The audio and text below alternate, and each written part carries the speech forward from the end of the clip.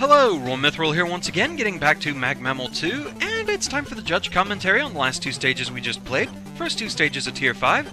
So, starting off with 50th place, Parmesan's Holy Crap, Mega Man can Airslide? Snow and Pyro. Way to spoil the gimmick in the title, wow! This level is pretty neat. It's cool to see that someone brought air sliding into this game, and there's some pretty great setups made with it. The air jump slide is pretty neat and adds a new twist to the air slide gimmick, and some of the acrobatics involved in the level are super fun to pull off. I really like the rooms with the fire waves. They're super tricky but fun to work around. The Noble Nickel rooms are pretty great too, though I kinda struggled with the first one. I really like the block train segment. It reminds me of a few levels in Super Mario World romhacks. I'll be specific and say Impetuous Athletic, and no one will know what that means. The boss fight is neat too. It reminds me of something you would legit see in a romhack. I think it actually is in a romhack. I just forget which. Two issues though. One, that quick time event room after the midpoint is dumb, and two, sometimes my jump just doesn't register while air sliding. I don't know. But overall it's a super nice level. Though I think the solid blue background could have at least been black because it kinda looks ugly. RN? Not sure what that means. Joopy Hornet. Look, there are levels that have a lot of potential but fail when it comes to execution. Then there are other levels that are just bad. Then there are levels like this which do both. This was by far the most disappointing level in the contest for me, and for that reason it's my least favorite. Seriously, you can do so many things with an air sliding gimmick. Rockman 5 air sliding and Rockman 4 Burst Chaser X air sliding are both amazing ROM hacks that utilize the gimmick very well. This level, on the other hand, doesn't use the gimmick very creatively at all. All you really did with it was have the player use it to hit switches and jump on Plantman platforms. Slide over to the switch, a platform appears under you. Shoot the Plantman platform, slide over to it. It's just not fun, especially with enemies everywhere. There was a room where the player died if they didn't know to slide to the right when falling. The jump after an air slide function was sometimes unresponsive, leading to a lot of deaths, and it was even worse when you required the player to use it with fireballs everywhere. The aesthetics were very minimal, with nothing more than a blue background and some blocks, and the junk guys and springs appeared to be standing on nothing, which is just lazy. The only thing I can really say I liked about this level was the boss, which was like a spruced up Top Man. Overall though, I was extremely disappointed in this level. It really did drop the ball. You can do so much better than this. Angel. Interesting idea. I really like the platforming possibilities that this mechanic introduces. The pure platforming segments scattered mostly throughout the first half of the level are fun and tense, though I think they could do with less enemies, as they're sometimes placed in a way where they're ripping the player out of the flow of the level. I didn't enjoy the direction the level took with its fire and block snake sections. The fire sections felt like a ton of cheap hits, and I fell into the pit in the second nickel section far too many times. The block snake section replaces all the tense action of the level with slowly waiting for the snake to advance so the player can get to the boss. The boss itself was a really fun fight. I like how his attacks line up to allow for an easy dodging pattern that still made me feel like I was skillfully dodging a tough opponent. Role-playing, woo! If this level toyed around more with its platforming segments, perhaps by introducing other types of platforms or having a section where, for instance, guts lifts move in parallel and the player has to jump between them to avoid obstacles, I would have enjoyed this level a lot more. As it stands though, neat concept. Gariri. Really awesome concept, but it just wasn't executed well enough. The level design is primitive as it is filled with plenty of extremely cheap spots, and the main gimmick isn't used as well as it should have been. Naturally, this means the level gets frustrating or boring fast. Another problem is that the main mechanic just doesn't work that well. For example, if you jump after sliding, you can't dash mid-air again, and you can't double jump if you don't dash mid-air beforehand. Other than that, the boss is kinda generic and the graphics are boring, but that's about it. And A-Spark. This stage has a seriously cool concept and primary gimmick. The challenges are interesting and unique, and we even defy dev kit only expectations by having a modified boss at the end. So, what went wrong? Well, the stage simply isn't very fun. This partially comes down to the presentation. It's hard to have fun in a space with zero context. There doesn't appear to be any progress being made. The player just gets a dull blue background, the player's visually bored to tears only 30 seconds into the stage, and somehow the graphics get worse as the stage goes on. The lack of graphics also hurts the gimmick setups. There are many situations where a tiled background could have been used to give indicators as to where something is going to travel, to draw the player's eye to what they should be looking at, and overall just have the level plain make sense. One of the other issues comes down to sheer frustration. There's the second nickel, and this might just be one of the worst nickels in the game. Bear in mind, your earlier screen with the fire waves is already rather obnoxious, not helped by the fact that that visually, they are rather hard to track where they are supposed to travel. But the second nickel, oh man. These screens are so finicky, require such precise timing, that it quickly becomes a chore, then a slog, and then you want to throw your controller, laptop, PC out the window as you are knocked into the pit for the 100th time. The real thing that kills these screens is the fact that the fireballs curl back on themselves. One would have been bad enough.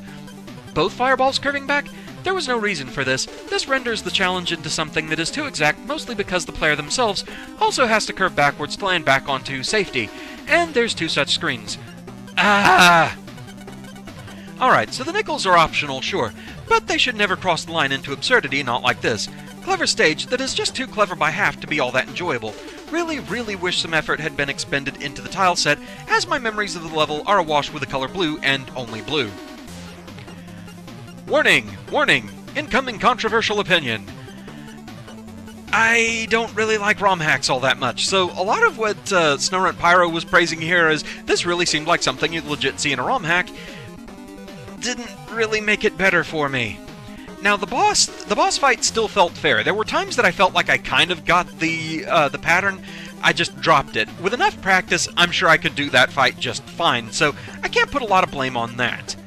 Now, the whole air sliding gimmick, that did come from a romhack, one that I have played and didn't enjoy very much.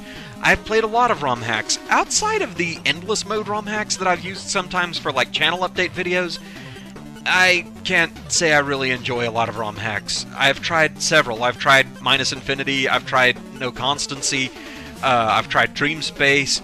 A lot of them out there that get like a lot of praise, I've tried them and I just haven't really had fun with them. A lot of it just kind of falls to difficulty for difficulty's sake.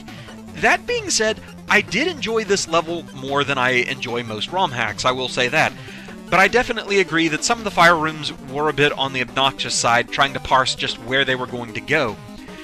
The ones that talked about falling in the pit a lot, I have a feeling I would have done that a lot more if I didn't have the Met Helmet upgrade that keeps me from suffering too much knockback, so that probably saved me a lot of frustration that I would have had to deal with otherwise. But yeah, it is kind of like a lot of romhacks. I can appreciate all the effort that went into it, I just wouldn't call it my favorite stage overall. So, next we have 49th place Mini Macros Maze of Significantly Less Death. Snowrun Pyro. Lots of shield enemies. A lot of shield enemies. It drags down the gameplay by like a whole lot. The enemies used here are just extremely basic mets, Sniper Joes, etc., and it makes the whole level feel boring, dull, and uninspired. I do like the use of the reverse gravity though, and the behavior with reverse grav plus underwater seriously weirded me out. And the teammate dialogue was cute too, but they're not like a huge part of the gameplay really. I liked most of the rooms that did use the reverse grav, but there were few in number. Most of the rest of the level just felt bland and uninspired, and Sniper Joes. Lots of Sniper Joes. Chippy Hornet. Hey Flashman, nice level you got there. Looks like you learned from your mistakes last time. All jokes aside, the whole level was very well thought out, and it was clear where you had to go to find the keys. I also enjoyed the humorous things everyone in the crew said. My only issues were that some of the gravity puzzles were a bit strange, and the aesthetics were kind of a mess. Also, you can actually get some of the items while teleporting to the main room if you spawn there after you die. This was the worst part of it was the questionable enemy placements. The part with the fourth key, I am what I am, was probably the worst in terms of this. Angel. As a VVVVVV nerd, I am slightly saddened by this level. There's so much more it could have done with the VVVVVV theme. The challenges presented are all pretty basic and random, and it all feels somewhat disconnected, held together by the VVVVVV plot and music. As it stands, it's somewhat of a mess of ideas which one may enjoy on first playthrough, but is not worth revisiting due to its lack of meaningful content. Gariri. Generally, it's a level with mostly solid level design aside from a few sections, but for me, the biggest problem is the amount of bugs this stage has, such as having a broken camera or being able to be slammed into a wall because of buggy screen transitions. Nevertheless, the graphics are excellent, and this is definitely a stage I enjoyed. And A-Spark. I'm not Mega Man, I'm my original fan character, Blegaman. Neat idea, don't get me wrong, and your initial setup had me excited for something that never came. Therein lies the issue. This stage appears to be all idea and no substance. Nothing much happened? There were some good gimmick introductions, but never did I see any payoff. It is also, frankly, one of the easiest Mega Man stages I've ever encountered. I get the feeling so much effort was put into making the stage not frustrating that you probably went too far. The fact that there are so many collectibles with nothing to actually hurt you renders this a complete cakewalk. The tile set is also kind of ugly. It is interesting to look at and a decent idea for a level theme, but far too many segments just seem to be missing the required tiles or are weirdly placed. It is also hard to tell what is and isn't foreground at times. I also encountered a crap ton of level design bugs and blunders, which made it not only hard to backtrack, but also got me killed several times as I was shunted into walls as I moved from area to area. The red area was the biggest offender here, and it is so easy to stumble upon. I do wonder if this was playtested very much. Some of this has been fixed post-judging, but not all. I was just sort of bored towards the end. It's inoffensive, but I doubt people are going to remember this very much. Good idea, bad execution. Thinking about it, it is kind of a bland stage. It's kind of like the Shovel Knight thing. I was charmed by the references being made, but yeah, looking back on it, it's not the most memorable stage, I can't say. Decent, but not overly memorable. I will say, due to the mechanic of, I'm guessing if I had died, I would have lost any keys I was holding, and any gates I had opened would have reclosed. I'll admit I'm a little appreciative of that, but I do think a VVVVV level could be done better. Still, decent enough, not bad. We're definitely seeing some higher quality stuff as we're moving on. Even like I said, as much as I don't really like romhack gimmicks, even the airsliding one wasn't that bad. I was expecting a lot worse when I saw the title, honestly. I was kind of afraid from that alone. But anyway, that's where we're going to call it. Thank you very much for watching. I hope you're enjoying the series so far, and I shall see you again next time. Until then, fare thee well. I just noticed that guy down in the lower right, and I wonder who that's going to be. I guess we'll see you next time.